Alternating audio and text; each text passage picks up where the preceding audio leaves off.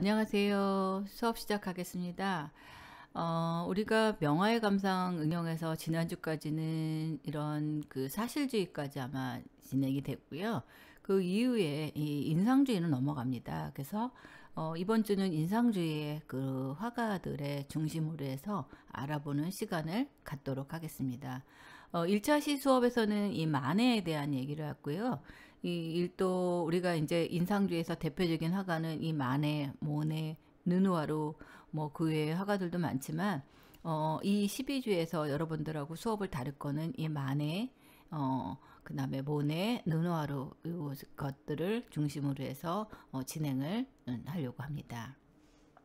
여러분들이 이거를 하는 이유는 우리가 이제 역사를 크게 그릴 줄 알면서 여러분들이 그 화가를 알아야지만 그 우리가 이 명화의 감상을 할 때는 명화의 감상뿐만 아니에요. 다른 것들도 마찬가지로 이게 역사적인 흐름을 알아서 그 시대에 이런 화가들은 그럴 수밖에 없었다. 뭐 이런 것들을 해야 된다고 얘기했잖아요. 그래서 제가 이 전개에 대한 얘기를 해주는 이유는 그 시대를 같이 알면서 화가를 이해하면 훨씬 더 이해가 쉬울 것 같아서 여러분들한테 제가 이런 지도를 보여드리면서 수업을 진행을 하고 있죠. 예, 저는 제 얼굴을 이제 끄고 얘기하겠습니다.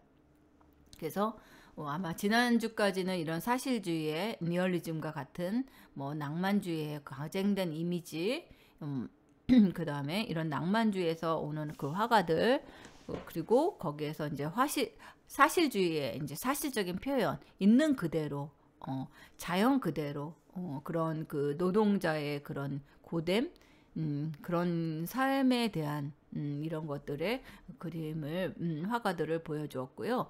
오늘은 이런 것들을 통해서 또 19세기 말에 이런 그 인상주의라는 하품, 그래서 일상적인 그런 삶과 자연을 그려내면서 이런 빛에 대한 연구들이 이제 심각을 합니다. 그래서 어떻게 보면 인상주의에서는 이런 감각, 이런 감각적인 이런 것들이 되고요. 그 인상주의에서도 우리가 이제 후기 인상주의에 들어가면 뭐 이런 고흐나 고갱이나 세잔 뭐 이런 그 화가들이 많은 또 이제 전파를 하는 기법에 대한 연구들이 이제 들어갈 수 있습니다.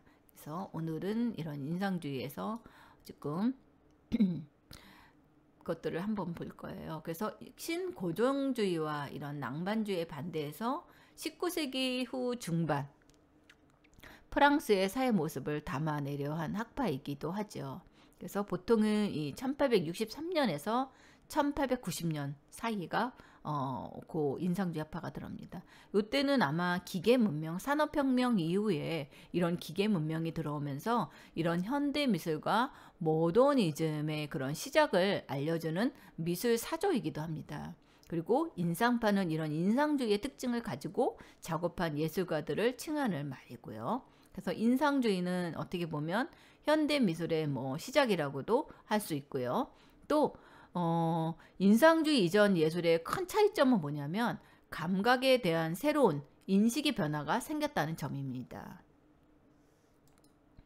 인상주의, 인상파는 이런 전통적인 해야 기법을 거부하고 색채나 색조나 질감이나 그런 자체에 관심을 두는 미술사조라고도 볼 수 있습니다. 그래서 인상주의를 추구한 화가들을 우리는 보통은 인상파, 그리고 이들은 보통 대부분 이런 빛과 함께 시시각각으로 움직이는 그런 색채의 변화 속에서 자연을 묘사하고 색채나 그런 그 색조, 톤이에요. 그런 것들이 그 색채나 그런 톤, 색조 이런 순간적인 효과를 이용해서 눈에 보이는 이런 세계를 정확하고 객관적으로 기록하려고 하였습니다.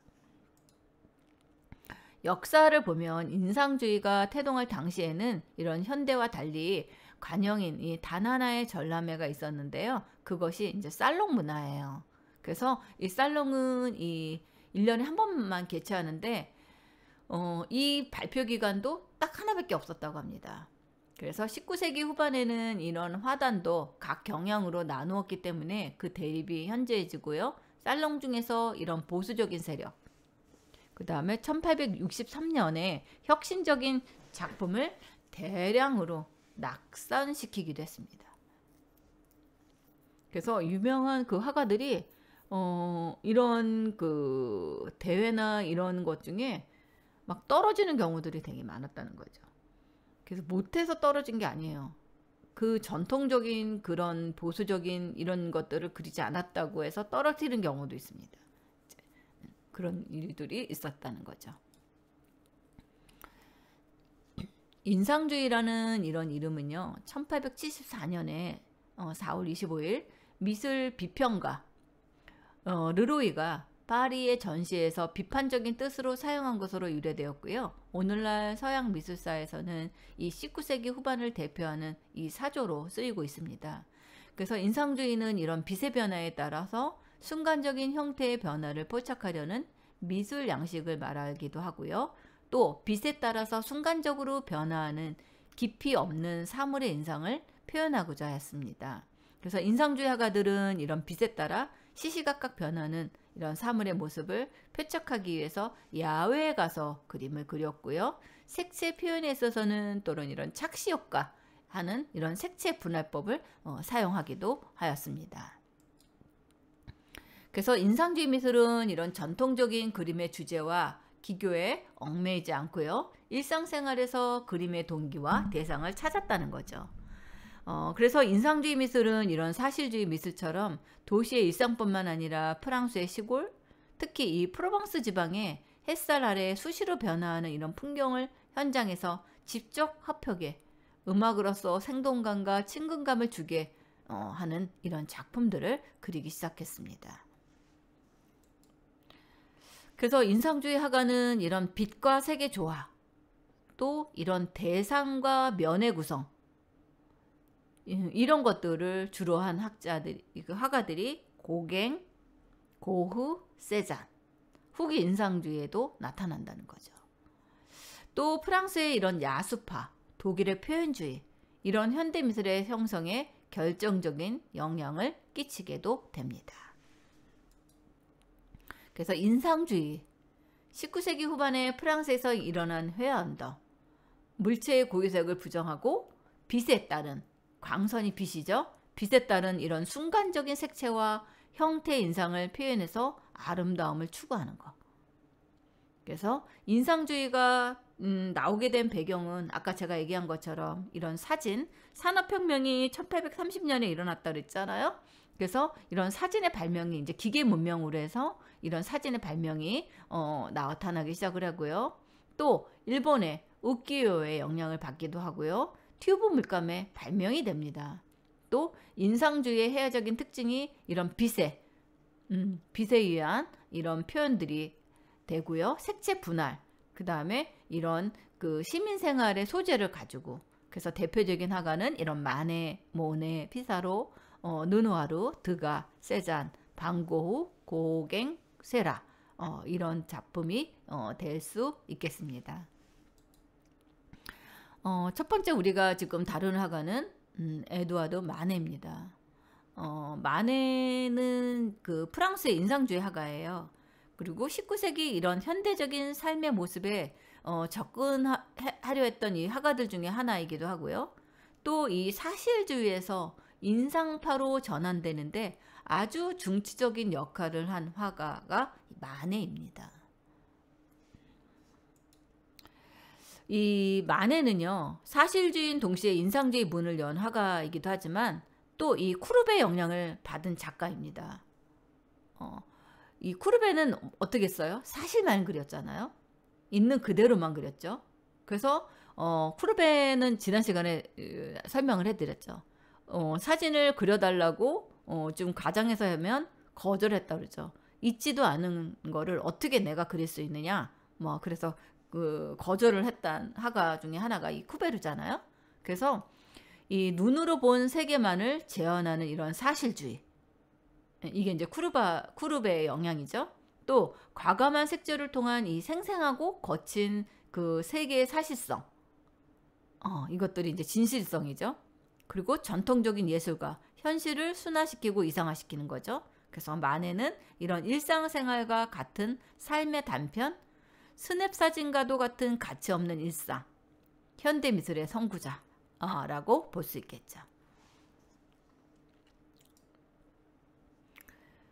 이거는 그 압상뜰을 마시는 사나이라고 합니다. 그래서 대도시의 이런 태폐적인 소재나 당시 그 도시 복장으로 어울리지 않는 이런 검정 복장, 친구인 이 보들레르의 영향이 엿보이고요. 처음으로 이 살롱에 출품해서 낙선을 했다고 합니다.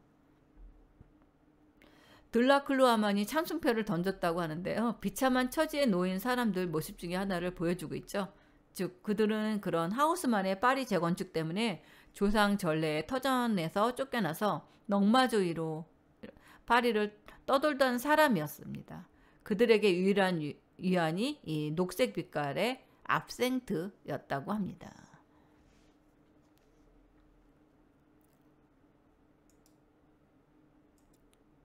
이거는 버찌의 소년이에요. 그래서 이런 그 일반적인 이미 소재를 가지고서 이런 그림을 그렸습니다. 이거는 틸루리 음악회예요. 그래서 여기서 마네는 이런 파리의 특권층을 대표하는 주요 인물들이 모여있는 그 시대의 전경을 만들어내었습니다. 그러므로 이 보들레르의 요구에 따라서 현대적 삶의 덧없음을 새로운 주제로 확립하기에 이르렀고요. 이런 따뜻한 색조 속에 이런 무채색인 이런 검정색, 흰색을 섞어서 이런 색채 현식이 눈에 띄는 것을 알 수 있습니다. 그러므로 마네의 색채는 항상 차가운 느낌을 주고요. 대비광이 강한 이런 생생한 효과를 불러일으킨다고 할 수 있습니다. 이거는 스페인 가스예요. 대충 그려진 이런 주변 환경 속에 기타 연주하는 사람이 삽입되어 있죠. 그 밖에도 연주가는 이 기타를 거꾸로 왼손으로 잡고 있는데 이는 이 마네가 모범이 되는 그림들, 여기서는 이 벨라스케와 고야의 그런 해와 이런 것들에 같이 교류하고 있음을 알 수 있습니다. 스페인 해와의 이 벨라스케스 고야의 영향을 받아서 마네의 초기 작품에 이런 그 고전 미술을 거부했다고 합니다. 그래서 보들레르의 영향으로 현대적 이런 삶을 테마로 다루게 되었다고 합니다. 그래서 전통적인 거는 이제 안 하고 현대적인 거에 이제 치우쳐서 그림을 그렸다고 이해하시면 될 것 같습니다. 이 마네의 그 그림 중에 하나가 또 이제 언급돼야 되는 게 이게 풀밭의 점심입니다. 이 풀밭의 점심들은 많은 화가들이 많이 그렸어요. 그리고 조금 인상주의 역사에서 제일 언급되어야 될 인물 중에 하나가 이 마네입니다. 이게 낙선전에서 낙선적이 됐죠. 풀밭의 점심. 첫 번째 요점은 뭐냐면 이게 왜 낙선이 됐느냐. 이게 뭐냐면 너무 사실적이라는 거죠. 그리고 주제가 지나치게 현실적이고 직접적이라는 것이었어요. 왜냐하면 과거 역사나 신화와 같은 먼 세계의 그런 교훈적이고 감동적인 이야기가 아니라 나폴레옹 3세 시대의 평범한 도시인이 소풍 나온 장면을 그린 것이었다는 거죠. 그것도 어떻게 해요? 옷을 벗고 있죠. 게다가 불만인 사람들은 그림을 너무 못 그렸다. 그렇게 지적을 하고요. 또 이전 그림들이 붓자국이 보이지 않을 정도로 말끔하게 그리는 것을 목적으로 한 데에서 마네는 붓자국을 그대로 드러냈다. 나중에 가면 이 붓자국 때문에 작가 감정하기가 쉬워져서 도리어 가치가 올라가지만 이때만 해도 프랑스 사람들은 오늘날 그 한국 사람들보다도 더 보수적이었다는 거죠.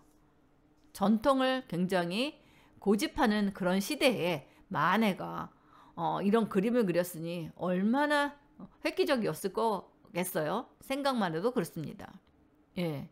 그래서 지금 마네의 이런 근대성은 이 그림에서 이 밝고 평면적인 색채 대비와 도시적이며 현실적인 주제가 있다는 거예요.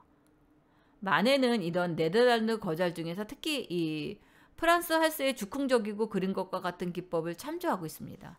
즉 여기서 나타나는 대담한 필치는 형태, 그 다음에 색채 이겁니다. 그리고 바구니 속에서 나타나듯이 정무라의 대한 거, 그리고 자신의 거장다움을 활기차고 대담한 색채화를 통해 준다는 거죠. 그리고 더군다나 이제 이게 이제 뭐 매춘녀라는 얘기도 있고 뭐라고 했는데 모델이에요. 근데 이 여자가 나체로 이 시선이 관객을 보고 있다는 거예요. 그게 더 이제 불만스러웠다는 거죠. 이 그림에서. 예, 아무튼 그래서 굉장한 이슈가 됐습니다. 이 풀파티의 점심 식사가. 예. 그리고 그 전에는 이런 식으로 이제 그렸다는 거죠. 전원의 합주입니다. 이게 1509년에 그린 그림이에요. 이런 신화적인 이런 그림을 그려서 시선이 쳐다를 안 보고 있어요. 근데 지금 이 만행에 있는 이 모델은 관객을 보고 있다는 거예요. 그 자체가 굉장히 획기적이라는 거죠. 그러니까 그게 불만이었던 거죠. 또 이 만해의 풀밭 위의 점심은 이 아래에 나페 아래에서는 이런 식으로 그렸습니다.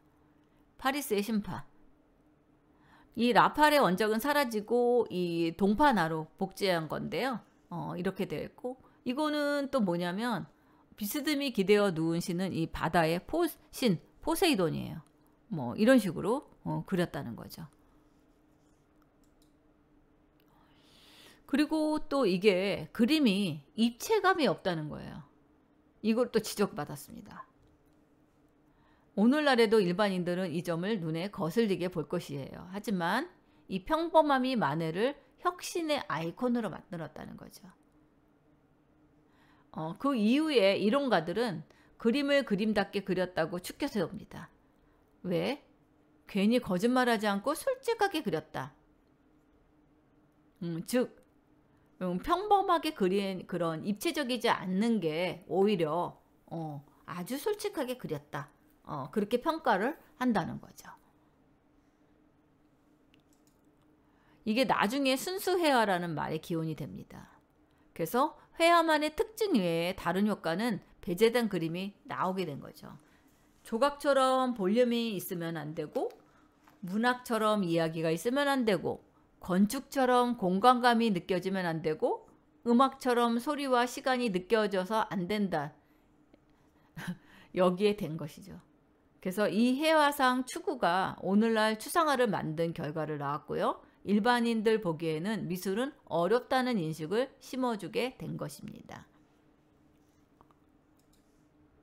이것도 풀밭 위의 사람들이에요. 지금 이거는 세잔의 풀밭 위의 점심이고요. 그 다음에 이거는 이제 모네 작품입니다. 그 마네의 작품을 가지고 나중에는 모네는 이런 식으로 그렸습니다. 그리고 이거는 피카소의 풀밭 위의 점심이에요. 그리고 이거는 알랭 자케의 풀밭 위의 그 사진과 실크 스크린으로 이렇게 재현을 해서 이렇게 그림을 그렸습니다. 그래서 풀밭 위의 점심들은 굉장히 그 작가들마다 그것들을 많이 재현을 해서 그린 것을 알 수 있는데, 조금씩은 기법들이 다 추구하는 것들이 다 다르다는 것을 알 수 있죠. 마네는 여기서 끝내지 않았다는 거죠. 약간 반항기가 있었는지 그는 올랭피아에서 아예 매춘부를 등장시켰습니다. 최근에는 아닌 것으로 이제 반병됐지만 당시 사람들은 다 매춘부인 줄 알았대요. 올랭피아입니다. 이게 서양 전통회화에서의 누드를 어디까지나 여신, 즉 비현실의 존재를 그린 것이었어요. 근데 사람의 나체가 아니니까 부끄럽지가 않다. 하지만 마네는 그냥 아는 지인을 몰래 모델로 세워서 그렸습니다. 올랭피아라는 이런 모델을 세워서 그렸는데 지금 너무나 시선이 다 정면을 보고 있다는 거죠. 관객을 보고 있는 게 특징입니다. 이게 이 모델이 된 이 빅토리 메랭은 화가 지망생이었대요. 그리고 문제는 이 여자가 실제 여자라는 거. 그 올랭피아라는 여자라는 거죠. 그래서 그 사람들은, 당대 사람들은 매우 불편하게 만들었다고 합니다. 게다가 또 두 번째 이유는 뭐냐면, 여자가 거만하게 관객을 노려다본다는 거예요. 이게 후대 학자들에게는 큰 평가를 받는답니다. 왜냐하면 이는 연극성을 제기한 것으로 평가받았기 때문입니다. 상대가 내 눈을 마주보지 않고 없는 듯이 행동하는 걸 연극하는 것 같다고 말하잖아요. 이전 회화에서는 그림 속 그 등장인물들이 마치 관람자가 없는 듯이 행동하는 것처럼 그려졌다는 거죠. 근데 여기는 그렇지 않다는 거죠. 관객을 보고 있다는 거죠. 그게 굉장히 획기적이었다는 거죠. 그래서 보는 사람 보기 좋게 그려진 그림은 한마디로 보는 사람 비 맞춰 보려고 그린 그림은 등장인물을 정면을 노려보도록 그리지 않는다. 화면 밖 먼 곳을 보거나 화면 속 다른 사람과 눈길을 마주 보거나 정면으로 관객을 바라보도록 그려졌다면 상냥하게 바라보는 것처럼 그려진다는 얘기입니다. 지금 이 얘기입니다. 올랭피아입니다. 이거는 티치아노의 우르비아노의 비너스입니다. 이거는 이제 스페인 가수 아까 그렸죠. 이런 그 벨라스케스의 그런 그 기법들을 따라서 한때 이런 그림들을 그렸습니다. 그래서 이거는 스페인 가수, 이건 투사 에스피다 복장을 한 빅토리 메랑입니다. 그리고 죽은 토레가 이거는 철학자 뭐 이런 식으로 해서 그림을 그렸습니다. 또 세잔도 이런 그림들을 그렸어요. 그래서 현대판 올랭피아를 이런 식으로 세잔의 기법에 맞게끔 이런 식의 아래 모던 올림피아고 이거는 왼편의 올림피아입니다. 올랭피아를 이렇게 세잔도 두 점을 이렇게 그렸습니다. 이거는 마네의 작업실의 점심입니다. 그래서 이런 그 작업들을 그렸고요. 마네 그림의 특징으로 여겨지는 건 이 초상화에서 인물의 내면이 느껴지지 않는다는 거예요. 그래서 사람들은 이런 부차적인 요소인 정물에서 테크닉을 보여줄 뿐이거나 인물이 정물화 같이 그려졌다는 말까지 할 정도였습니다. 후대 연구자들은 이게 그 마네의 새로운 근대성을 보여준다고 얘기합니다. 그리고 오늘날 도시인의 감성 그대로 초상을 그린 것이다. 도시 사람들은 이런 무덤덤하게 그냥 지나가며 가끔 바라볼 뿐 이런 타인의 감정을 드러내려 하지 않았다는 거죠. 이게 특징이에요. 마네의 특징. 또 마네는 바로 이 무심함, 냉담함이다. 이런 것을 그린 것이죠. 이걸 쿨한 것으로 볼 건지 아니면 감정이 결여된 것으로 볼지 다른 문제겠지만 어쨌든 쿨 시크한 표현은 오늘날 광고에서도 많이 나오는 표현이죠. 한국에서는 이 1970년대쯤 나타난 이런 도시의 대중들의 분위기가 이미 프랑스에서는 1860년대에 있었다는 게 중요하다는 거죠. 100년 전, 거의 100년을 앞서서 이런 것들의 표현들이 되었다는 게 굉장히 획기적이라고도 할 수 있다는 거죠. 이거는 1867년 프랑스 정부에서 멕시코 그 황제가 즉위시킨 이 막시말리아노 1세가 베니토 후레아스 멕시코 대통령에 의해서 총살당하는 와중에도 프랑스 정부는 막시밀리아노 1세를 외면하자 마네는 1868년에 이를 비꼬는 그림을 그렸다는 거죠. 그림상에서 막시밀리아노 1세의 사형을 지평하는 이런 구인의 복장이 묘하게 프랑스군 복장을 닮았다는 것을 알 수 있습니다.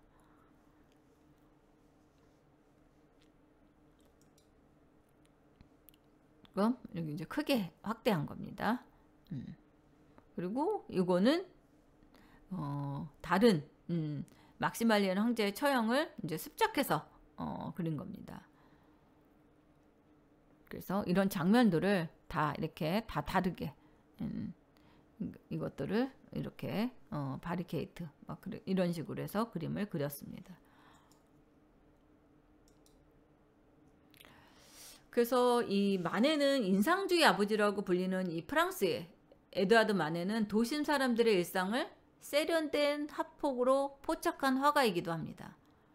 그리고 동시대 시인 이 보들레드, 소설가 에미졸라, 작곡가 오펜바우 이런 사람들과 교류하면서 이 대비되는 그런 밝은 햇빛, 검은 색조를 활용해서 사물과 사람을 화폭에 담아냈다는 거죠.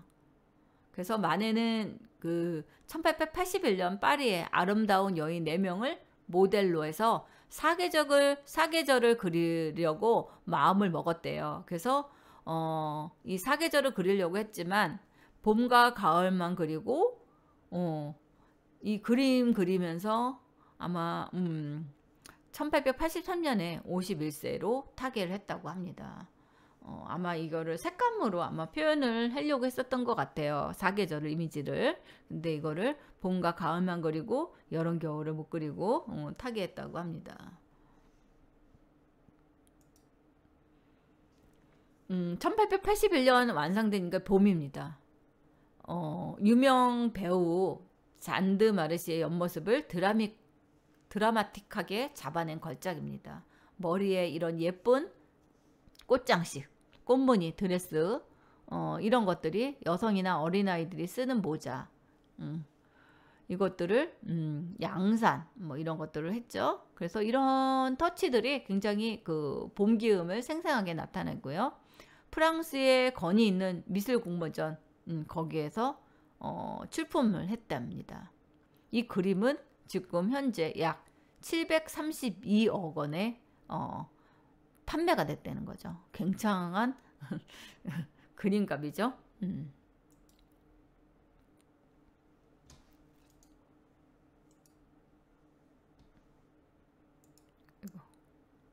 네, 그렇죠? 그 다음에 이거는 피리 부는 소년입니다. 이 그림도 굉장히 그 초상화 중에 하나인데요. 겉으로 보기에는 피리 부는 소년을 그린 것 같지만 사실은 로댕을 그린 거예요. 이것도. 이 모델을 마네는 피리 부는 소년을 모델로 쓰지 않고 로랭을 모델로 삼아서 이 그림을 그린 것이죠. 올랭피아입니다. 이게. 풀바티의 점심도 그렇고요. 지금 실제 모델을 표현했다기보다는 이런 가상의 현실을 통해서 마네는 이 모랭에 대한 자신의 욕망을 표현하고 싶었던 것 같아요. 그래서 이 그림의 몸과 섹스 리얼티를 철저하게 감춰 놓았죠. 그래서 여잔지 남자인지 구분이 안 되는 그런 표정이죠. 숨은 진실을 알기 전까지 이 그림을 통해서 로랭이라는 여성을 떠올리는 것은 불가능할 정도죠. 여성상은 사라지고 사춘기 소년의 모호한 성장을 느낄 수 있을 뿐 이 그림에서는 이 여성의 그런 섹스얼리티한 이런 것들을 제거하기로 마음먹은 이 마네의 심정을 반영한다고 볼 수 있습니다. 루드로 이 모랭을 그리는 대신 마네는 의상을 통해서 자신의 의미를 표현하고자 했던 거죠. 이런 변화의 중심에서는 모랭을 자신의 가정생활로 편입시키려는 마네의 욕망이 깔려 있다고 봅니다. 그래서 마네의 그런 신경 변화를 읽을 수 있고요. 배경도 없이 인물만 등장하는 구성은 이거는 그 전통적인 초상화의 규칙을 했다고 합니다. 그 당시는 이렇게 배경이 없으면 안 됐나 봐요. 그리고 이 소년의 그 표정이 관객에게 모호한 시선을 보여줬다는 거. 시선 처리. 그래서 이게 거리의 여가수를 뭐 연상시킨다 뭐 그런 얘기도 있고요. 그래서 피리를 입에 들고 부는 모습은 순간의 행동을 포착하는 마네의 그 특유의 관점을 드러냈다고 볼 수 있습니다. 그래서 마네의 조형적인 유형은 뭐 이렇게 인명의 소년, 광대, 하층민을 연상하고요. 피리를 연주하는 열정과 감흥이 없다. 관례적으로 기대하는 주제를 제거했고요. 원근법, 명암법을 무시했죠. 그래서 공간감이 사라진 진공 상태, 회화적 사실만 염두에 두어서 그린 그림이라고도 할 수 있습니다. 그리고 이거는 바지 양쪽에 이런 검은 선, 사라진 현실감을 조형적인 상세하기 위해서 도입을 시켰고요. 겹쳐진 왼쪽 팔과 검은 상, 한영의 창조, 그래서 시각적 현실의 모사라는 전통 화법을 거부했다는 것이고요. 또 이 전통과 위험, 이성에 대한 멸시 반항, 부르주아의 행동 양식을 비판했고요. 문학에서 벗어나 그림 자체로 존재하게 했다고 볼 수 있습니다. 이거는 대부분 이 만해의 축약된 기법을 보여주는데요. 이 기법으로 그는 대상들을 어떻게 한다? 필치와 색채로 찬란하게 묘사할 수 있었습니다. 거울은 완전히 다른 장면을 보여주고 있는데 이런 바의 여굿과 실크 그 해트를 쓴 남자 간의 이중적인 생활은 그러한 장소에서 낯설지 않은 것으로 보여집니다. 이것도 폴리 베르제르의 주점은 마네가 그의 최후의 대작을 만들도록 영감을 주었다고 합니다. 그래서 이 화가의 모든 테마는 여기서 한 번에 장대하게 종합되어 있었고요. 여기에서는 이런 현대성, 세련된 구성 방식, 탁월한 기법, 빛나는 색채, 인위적으로 만들어진 그림 세계의 강조, 우리가 이 시대의 현대 미술에서 사회적인 소외와 상응되는 것으로 볼 수 있다고 생각할 수 있습니다. 예, 그래서 오늘 수업 여기까지 마치겠습니다. 예, 감사합니다.